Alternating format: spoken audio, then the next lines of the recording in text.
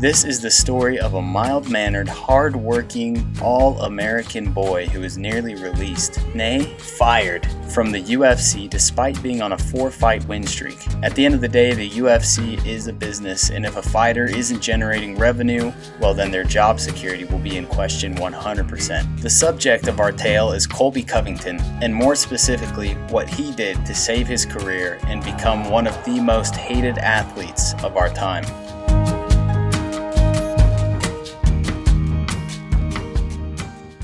Colby Covington was born in Clovis, California on February 22, 1988 to Noel and Brad Covington. He was always a spirited lad, heavily involved in sports and in love with all things combat. One of his greatest inspirations as a child was Ric Flair, popular professional wrestling personality and all-around bad boy. Woo! It's said that Colby made a goal to be world champion when he was only 5 years old. When he was 8 years old, he moved to Oregon, and it was there he began learning to wrestle, which would become one of his greatest assets in his future MMA career. Colby was quite an accomplished wrestler, and his senior year he won the Oregon State Championships for the 171-pound division. He then went on to wrestle at several different universities, ending up at OSU, and became a 2-time Pac-10 conference champion, as well as taking 5th at the NCAA tournament and earning All-American honors. This is where our story really begins.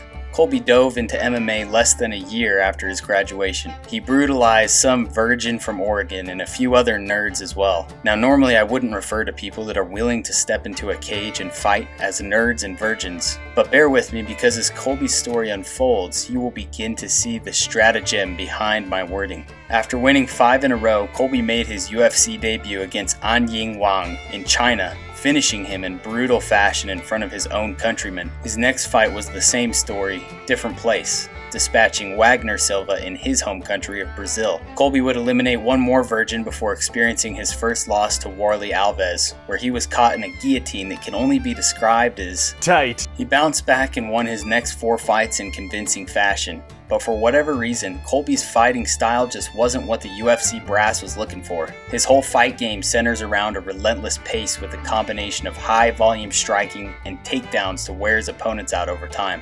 Though I personally enjoy watching Colby break his opponents with that constant pressure, it lacks a broad appeal to MMA casuals that just want to see blood. Colby's fights would often end in the 3rd round, or go to decision with no finish at all. The UFC just wasn't having it, and on the final fight of his contract at the time, Colby was set to take on Brazilian superstar Demian Maia in October of 2017. Before their fight took place, he got a phone call and received some devastating news. And they're telling me after I've just beat the number 6 guy in the world, Dong Hum Kim, they're going to tell me they're not going to re-sign me. It's just, it hurt, but, that's what this business is, man. I knew I needed to make a change. I needed to do something drastic, and that's what I did. So I don't really care if people think of me different because of it. Demian Maia never stood a chance. At the end of his fight, he was literally lying in a pool of his own blood. We all expected another classic, run-of-the-mill post-fight interview when Colby grabbed that mic, but were we wrong? I should have knocked him out. Brazil, you're a dog. All you filthy animals suck. I got one thing to say. Tyrone Woodley, I'm coming for you. If you don't answer the front door, I'm going to knock it in, and I'm going to take what's mine, that welterweight belt. The single electrifying moment would light the spark that would cause a career explosion for Colby. Gone was the soft-spoken young man that was just pursuing his dream as a UFC fighter. In his place was a MAGA hat sporting, trash-talking, nerd-smashing machine. In fact, you've probably noticed that I've used the word nerd and virgin quite liberally thus far. It comes from a marketing strategy that Colby employed at the beginning of 2018. His new slogan was Nerd Bash 2018. This included videos of Colby bullying alleged nerds, tweets ruining the end of popular virgin movies such as Star Wars, and other jock behavior. Colby had turned heel and become a total villain.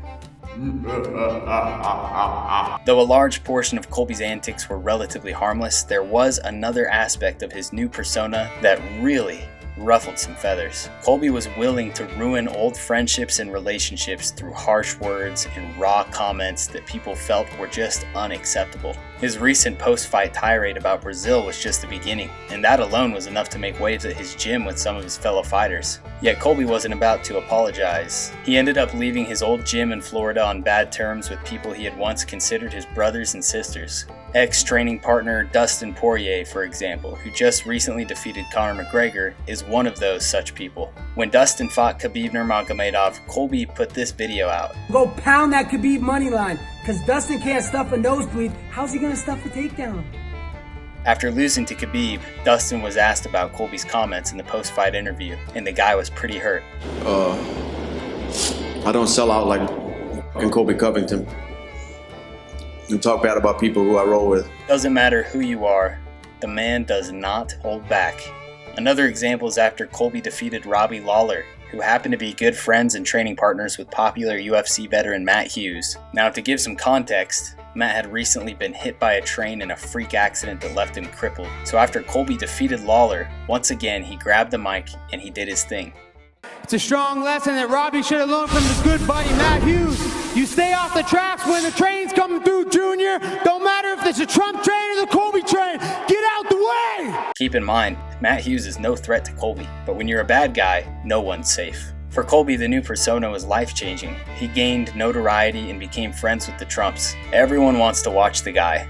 Some because they love the crazy persona, but most just because they want to see him get beat. Either way, people are tuning in, and there's no chance the UFC is going to let him go now. Now, speaking of those that wanted to see him get beat, their wish came true when Colby Covington fought Kamaru Usman. Prior to their fight, Kamaru had gone relatively unchallenged in the division, pretty much running through everybody. Kamaru had done so well for himself, in fact, that while Colby Covington was sidelined due to injuries, Kamaru defeated Tyron Woodley to become the new welterweight champion. When Colby finally came back, the two needed to fight to prove that Kamaru was indeed the true champion. Colby and him fought in what can only be described as an absolute war.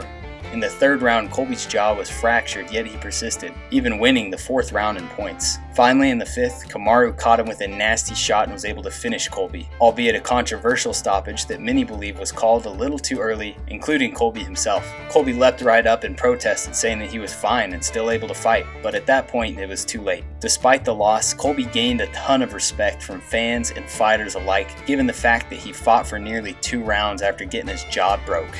He bounced back from that loss by dominating former UFC champion Tyron Woodley, and that brings us up to speed as far as Colby's UFC career goes. The man is largely misunderstood in my opinion. I think he just did what he had to do to save his career. His antics are a calculated strategy to get people talking about him, to sell pay-per-views, and to ultimately make more money. And underneath all that bluster is a tough, hard-working, and driven individual that's willing to do things that most just simply are not. Though I do feel he goes overboard sometimes, it's honestly pretty refreshing to see someone express their raw, authentic views and thoughts about anything and everything from politics to their opinions on other fighters. And who knows, maybe knowing his background will soften a heart or two towards our guy Colby. People that meet him are usually blown away by how he acts outside of the spotlight. I thought for all the hate he gets, he might as well have his story told. But enough from me, let's hear from the man himself. Yeah, that's right, all I had to do was tell Colby's manager that I hate nerds almost as much as I hate virgins, and he agreed to set up a call.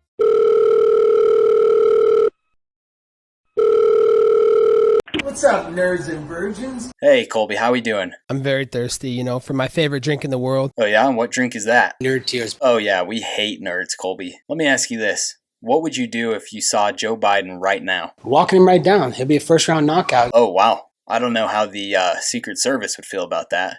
I'm connected within law enforcement and Secret Service. They have my back, so. Well, hey, that's great, man. Listen, I wanted to ask you what you thought of my YouTube channel. You're a loser. No one gives a about you. Everybody came to see me, so shut your mouth and listen to the champ. Whoa. That's pretty harsh, man. Your soy boy soft. Come on, dude. I'm not soft. I'm hard. I'm hard, man. Really? I'm coming for you. Dude, come on. Don't do that. You're dead. You're dead. Well, I guess that's Colby for you. Despite the interaction we just had, I have to say that I find his story to be pretty inspirational. He adapted to the situation and he did what he had to succeed in an organization where characters make money, and nice guys finish last. I respect his ability to adapt, but even more than that, I respect his insane work ethic that made his whole heel turn even possible. If he wasn't a good fighter, he'd just be another big-mouthed virgin talking trash on the internet. Thanks for watching, and please like and subscribe. Or you know what, I may just be forced to turn heel myself.